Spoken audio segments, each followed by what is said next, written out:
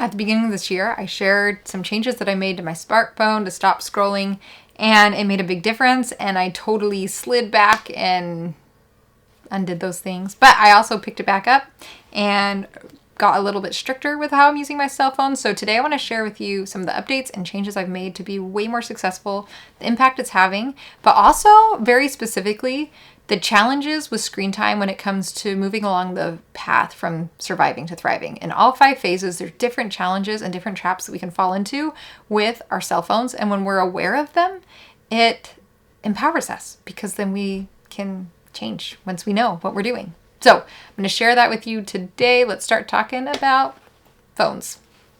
Hi, I'm Jessica Jackson, and this is the new way to thrive in motherhood by leaning into who you are, what you love, your unique family situation and personal mission to create a life that you actually want to live.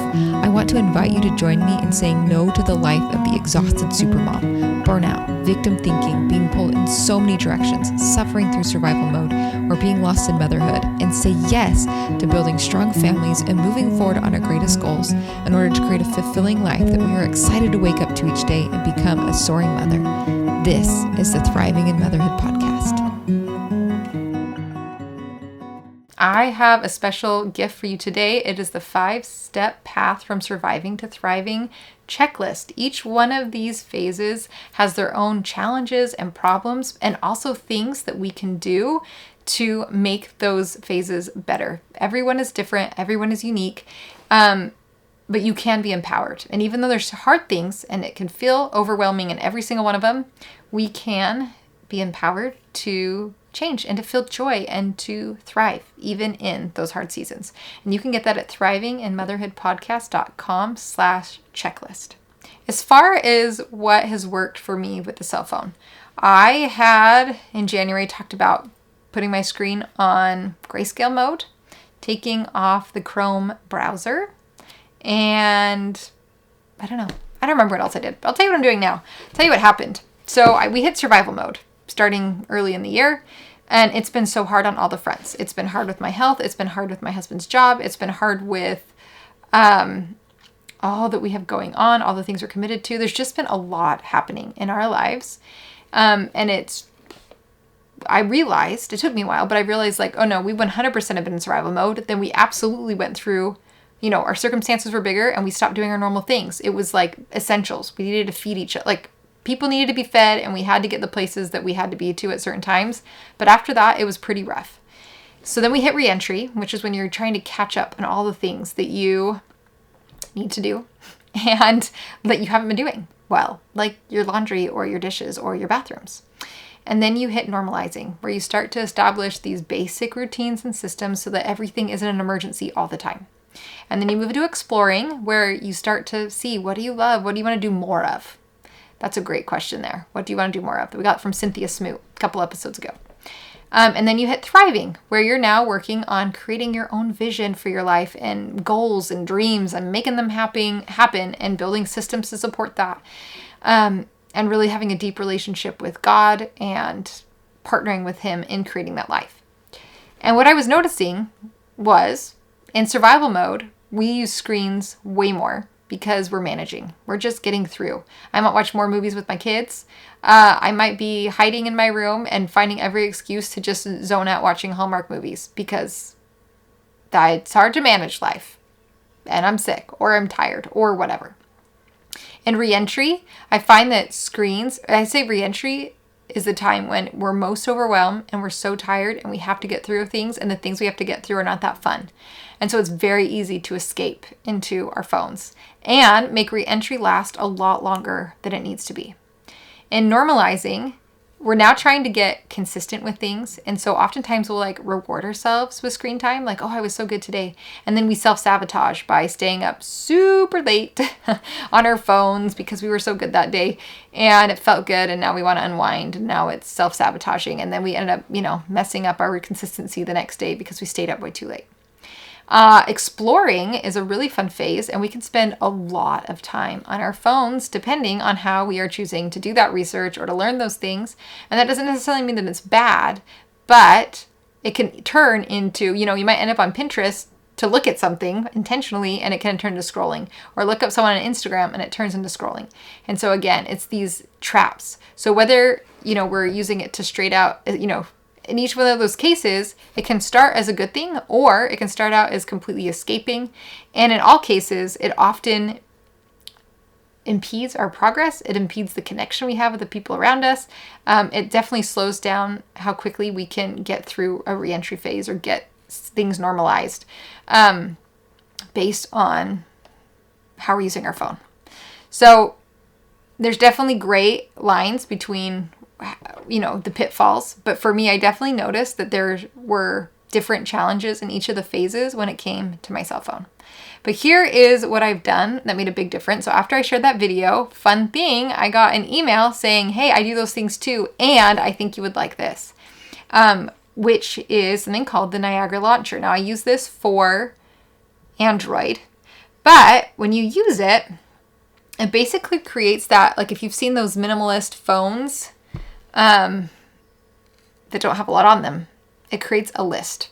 And so I do have more on here, but they're things that I've very intentionally chosen to be on here.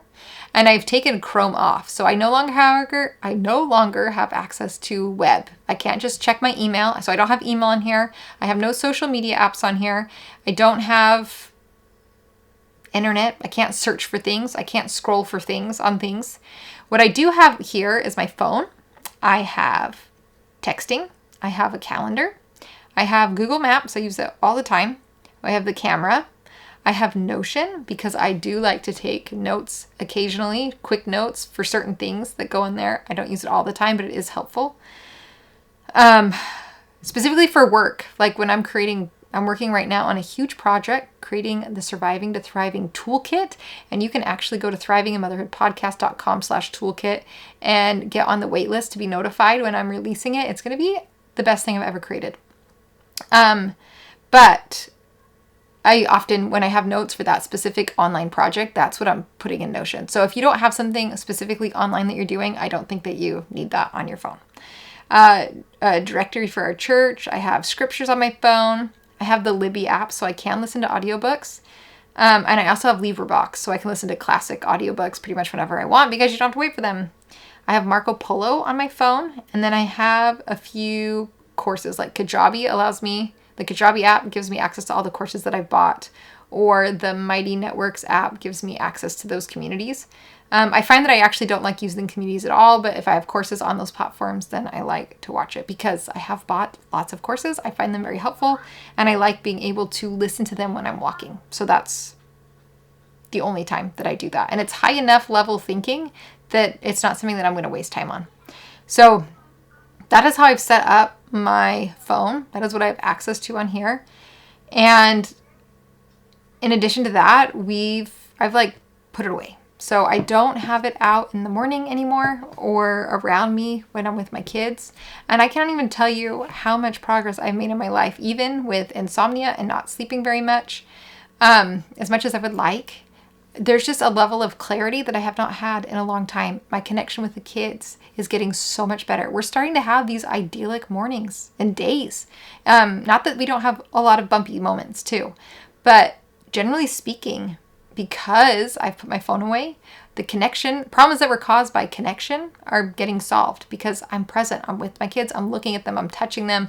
I'm being silly with them and laughing with them. And then problems that were happening because I just wasn't taking action are also getting solved because I'm able to have energy and bandwidth to work on those systems. And the really fun thing is that as I'm solving those problems, I'm often able to take my kids into those projects with me. And so we're creating this wonderful upward spiral of progress and connection together. And so I highly recommend putting your phone away. If this is something you're struggling with, I highly recommend you join us in Mom Matters 2. It helps you do a tiny micro habit each month. And for July, the focus is going to be our phone usage and creating some micro habits around your phone. I'm not going to tell you what you need to create, but I am going to help you identify where you're at with your technology specifically, what it is that you want to change, what would make the biggest impact, just a tiny habit change that would make the biggest impact when it comes to you, your life, how you're using technology, how you need to use technology, to have the biggest impact for you. And so this is the perfect month to join because I'm raising the prices. We've been working together in that community since January. There's a lot of content in there now that wasn't there when we started. The results that people are having are really exciting. The momentum people are building, really exciting. Lives are being changed in there. And so because of the increased, when we started, we had nothing in there. We built it together. The people that have joined with me, thank you for coming along for the ride. We built it together. But there's just more in there now. And so the price is going to go up. So if you want to grab it now at the lowest price it will ever be, now is the time to join us. We'd love to have you. Let me know what you do below that works for you with your phone. If you've tried the Niagara Launcher or other, similar fixes for yourself. If you have like an iPhone, what are some great things that you can do over there?